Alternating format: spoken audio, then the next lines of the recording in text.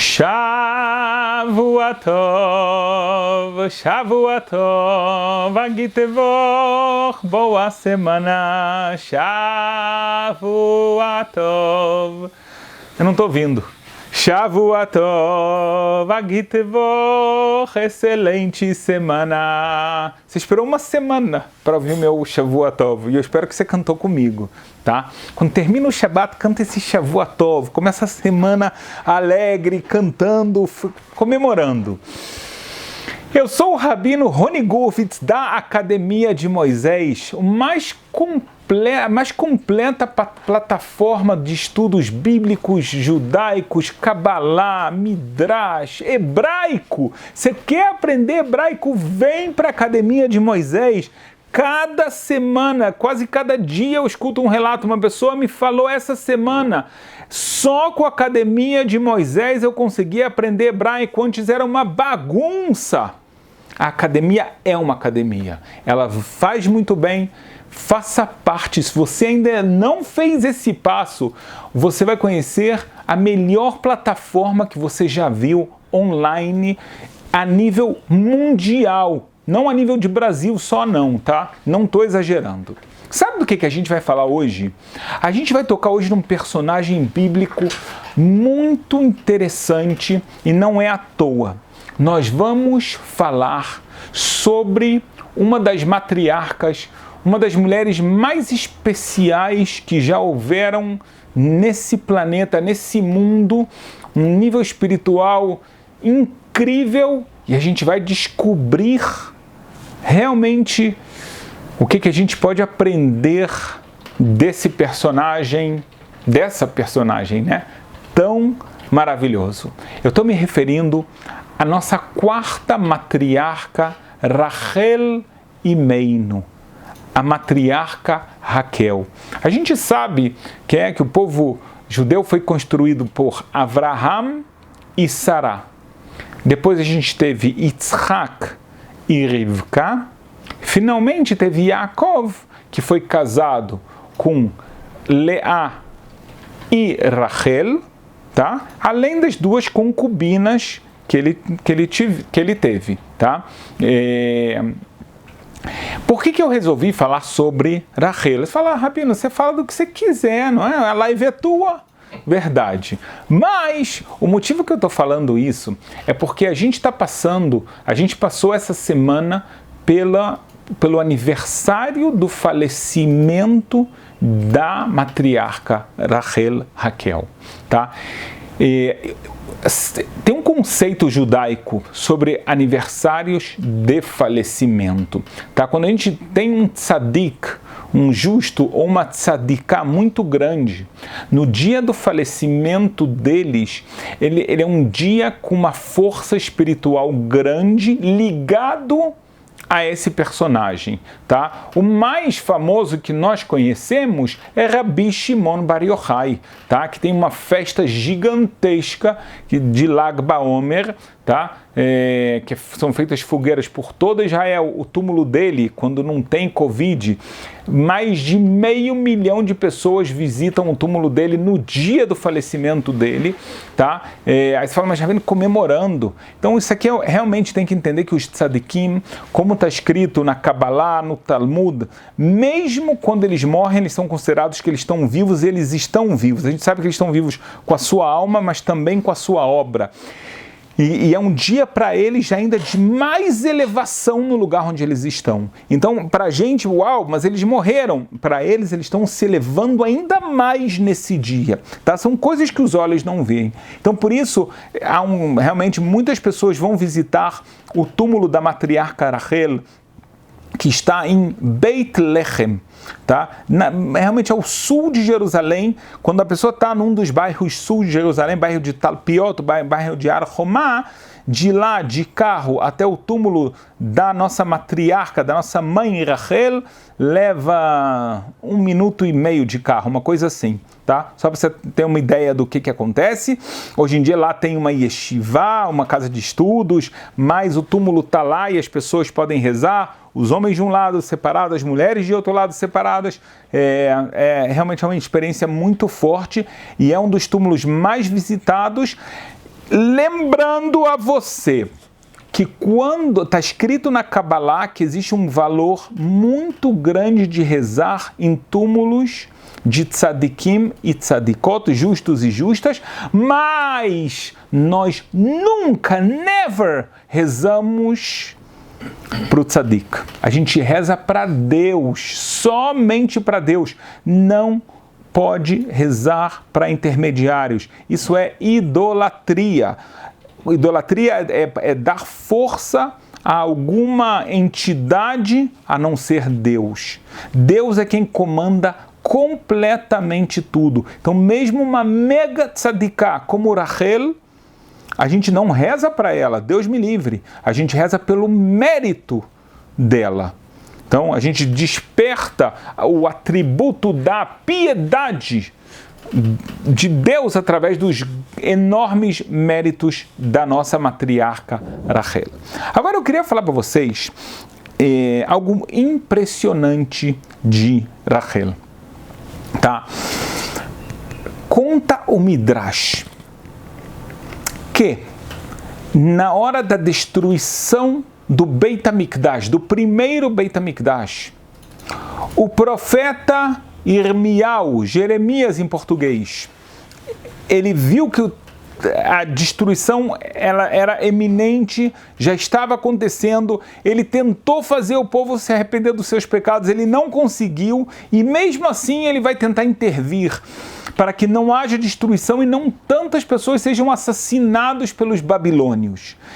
Então conta o Midrash que ele subiu espiritualmente, então a gente está entrando em algo bem místico de Kabbalah, e ele foi até Avraham. Ele foi a Avraham, os teus filhos estão sendo assassinados, o Beit HaMikdash vai ser destruído. E Avraham, ele reza e ele pede e não é aceito. Ele vai para Yitzhak, a mesma coisa. Ele vai para Yaakov, não consegue. Ele vai para Moshe, não dá certo. Ele vai para Aharon, o Kohen Gadol, o sumo sacerdote, não dá certo. Até que ele vai até Rachel. E Rachel reza para Deus, e Deus fala, Rachel, pelo seu mérito, saiba de algo, que essa destruição vai ocorrer. Porém, pelo seu mérito, o povo de Israel vai voltar à sua terra, vão voltar a Jerusalém e vão ter um templo, outra vez, que vai durar para sempre. Impressionante. E da onde a gente vê isso? Como está escrito no profeta. No profeta está escrito assim, Ko Amar Hashem. Assim disse Deus. Kol Beramá Nishma. Nehi Bechit Amrurim. Uma voz no lugar chamado Ramá está sendo escutada. Um choro amargo, Deus está escutando. Nehi Bechit Amrurim, Rachel, a nossa matriarca Rachel, Mevaká Albanea. Ela está chorando pelos seus filhos. Os seus filhos que estão saindo agora de diáspora. Me'ana leinachem albanea kieinenu. Ela não consegue aceitar que os seus filhos não estão mais. Alguns não estão mais vivos, outros não estão mais em Israel. Ela está chorando em frente a Deus, pedindo para Deus, tenha piedade dos meus filhos, Deus. E quando ela fala meus filhos, ela não está falando só dos descendentes de Yosef e Binyamin. Ela está falando das 12 tribos. E vem Deus e responde para ela, Ko Amar Hashem, assim disse Deus, Mini koler mibechi veinair midimah. Você pode parar de chorar, Rachel, e que sua face role lágrimas. Que yesh sachar leufeulater neum Hashem, porque há recompensa nos seus atos. Esse é o discurso, a fala de Deus. E Deus promete a Rachel, na continuação desses versículos, que seus filhos voltarão para as suas terras, para as suas fronteiras, vão voltar das terras dos seus inimigos, tá? E vão voltar a viver em Israel. Tá? Eu podia trazer mais uma parte do tudo isso em hebraico, mas para a gente avançar, é emocionante essa profecia. Essa profecia, ela é a base do Midrash. Tá? Ela fala exatamente que Deus fala a Rachel pelo seu mérito. Agora é verdade, você está chorando, um choro amargo, eles estão morrendo, eles estão sendo destruídos, mas saiba que há recompensa pelos seus atos. E eles vão voltar, e essa é a recompensa dos seus atos. E você vai ver isso, e você vai ver que eles vão sair da diáspora e vão novamente habitar a sua terra. Fantástico. A pergunta é: qual o mérito que a nossa matriarca Rachel teve tão grande para receber pelo mérito dela vir a redenção?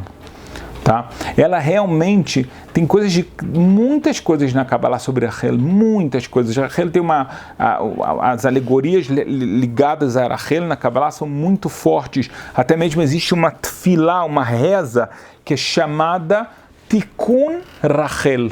Existe o Tikkun Leá, o conserto, tá? Com S. O conserto de Leá, e existe o conserto de Rachel.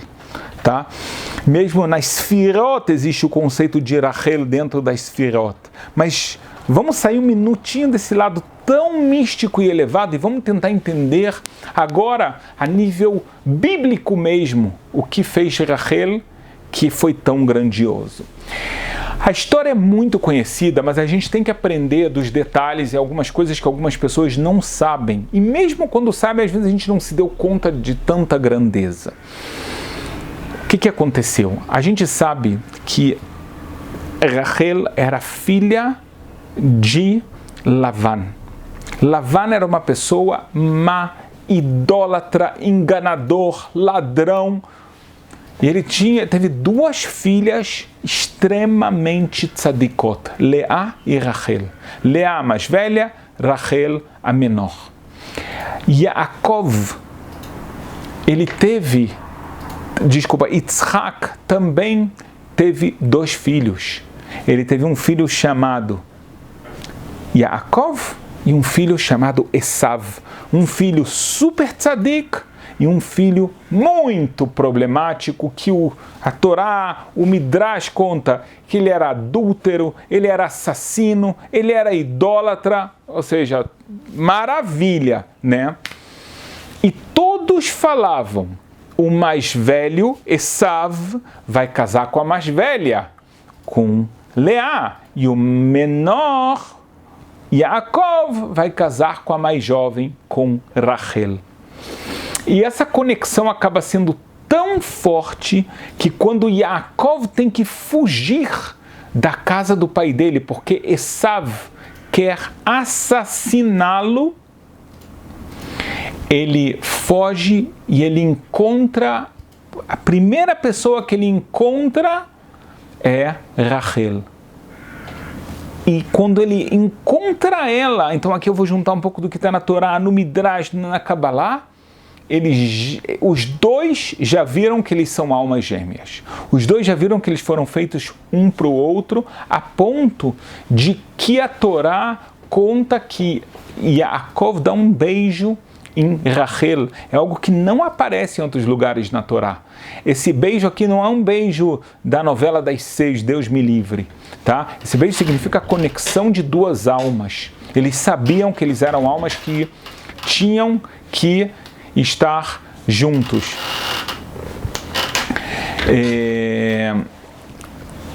Então, o que acontece? Rachel, ela está esperando que ela vai casar com Yaakov. E foi isso combinado com o pai dela. Tá? Foi isso que foi o combinado. Só que Leá queria casar com... Leá não queria casar com Esav. Tá? Ela não queria casar com Esav, ela queria casar com Yaakov. Ela não queria casar com uma pessoa má, ela era uma pessoa muito boa. Então o que ela vai fazer com aquele homem?